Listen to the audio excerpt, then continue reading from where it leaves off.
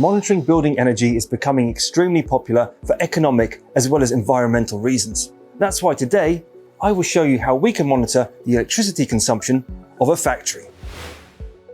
Thanks to the right systems, we can identify the level of energy consumption on a specific day, month, or other extended period of time.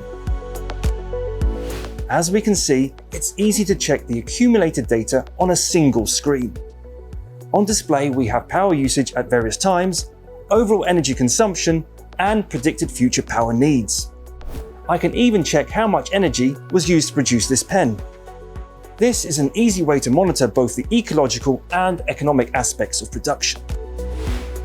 But most importantly, the system can prioritize energy loads during peak hours, saving money and reducing your carbon footprint. It allows for the continuous monitoring of a building's ecological factors, helping your company to be more environmentally friendly. These are just some of the reasons why energy monitoring is so important.